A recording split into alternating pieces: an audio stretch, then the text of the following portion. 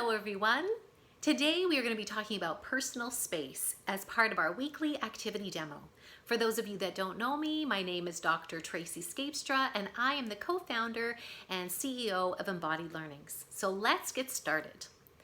Personal space is a really important component of communication skills. Personal space is an issue that students get into with each other all the time. Standing too close while they line up to go out the door. Sitting too close when they're brought together in a circle. We all have our individual comfort levels for how it is that we like to be in company with others, whether we're standing beside each other having a conversation or we're sitting close by or just standing in a crowd. And personal space is also really important to touch upon when we're talking about engagement. And young children in particular really enjoy touch. They love this idea of connecting. So when I did my doctoral research, I saw a lot of female students in particular where they like to sit beside each other and they like to cuddle and they like to stroke each other's hair. And so touch was really a way in which they communicated, but if they didn't understand each other's personal space, too much touch could become problematic. And so it's really important that we talk with students around this idea of what is okay, what is not okay. This is my body, this is the space I need, and being able to communicate that. Now with the male students that I saw, the way they communicated was that they too liked to touch, but it tended to be a lot more physical. And so there was less sitting and touching and rubbing and tickling as there was running and slapping and punching and kicking and kind of finding ways to hurt each other, all in the name of having fun. And you can imagine that that also can get out of hand, but in a very different way. So it's really important to have these communication practice sessions with our students and start with what is personal space.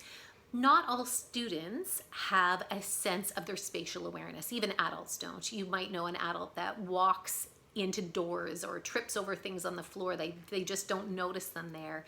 And again, part of personal space is being able to know where is this person's comfort level. So if I'm having a conversation, do I want to be close to them, far away from them? Or again, if I'm sitting in a circle, at what point am I really bothering somebody? And when we start at a really young age with students, really helping them understand personal space.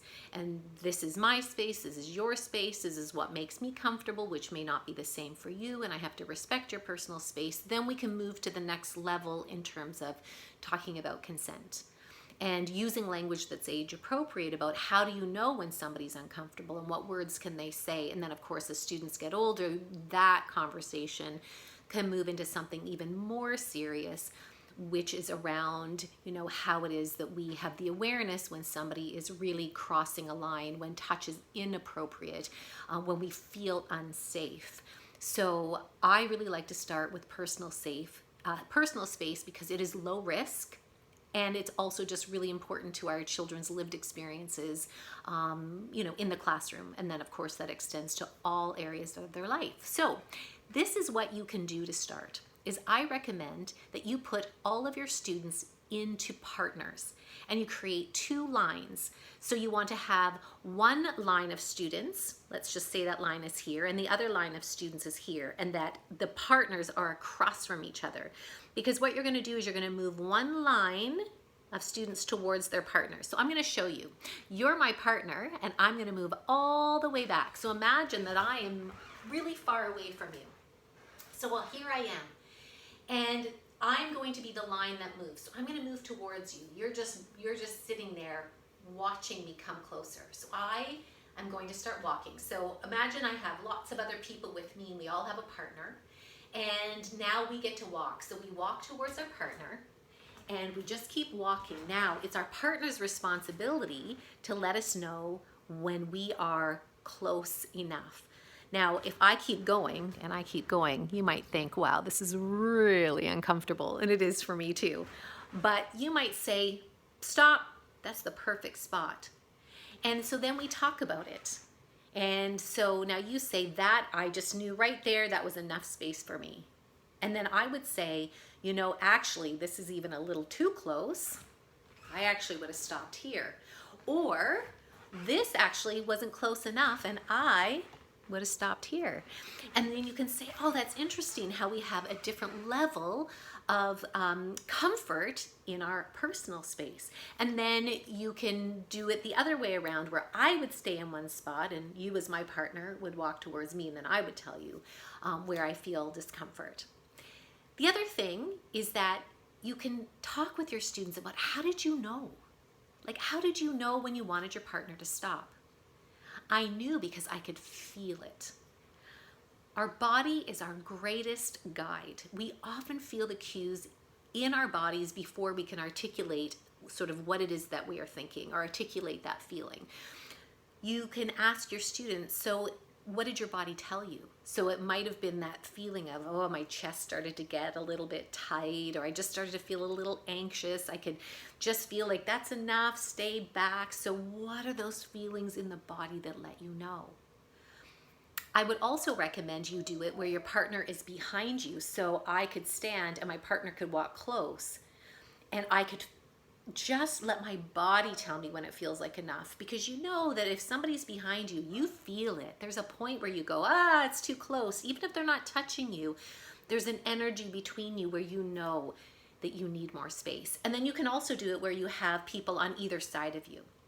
So again, where's the comfort if somebody's standing beside you, and where do you need more space? And then practicing that standing, practicing that sitting. So that's a really fun thing to do, where you can really just talk about, how is it different? And again, students might say it feels very different when we're face to face because we're eyes to eyes, and I don't like looking at people in their eyes, and but if somebody's beside me, they can be a bit closer because it doesn't feel quite so, personal and in my space.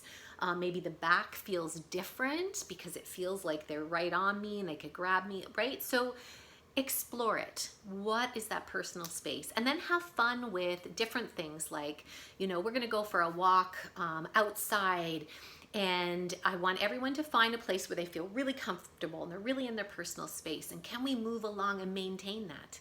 And we're going to stop and check in. Are we too close? Are we too far away? Have fun. Make it playful. Anyway, so that is just a little something that you can do where you talk about personal space, which really does lend into this idea of consent and personal safety, because we want to create safe classrooms. We never know what safety is really, but these are ways in which we can kind of move towards this idea and let our students really tap into how they feel and allowing their body to be the guide to do so. Anyway, so that is your activity demo for this week. I really hope that was helpful, and we'll keep putting more of these up. Let us know what you love, what you want to know more about, because there's always lots of new ideas that we can share with you. If you haven't been to our website, it's www.embodiedlearnings.com. I wish you a wonderful day, and we will see you soon. Take care. Bye-bye.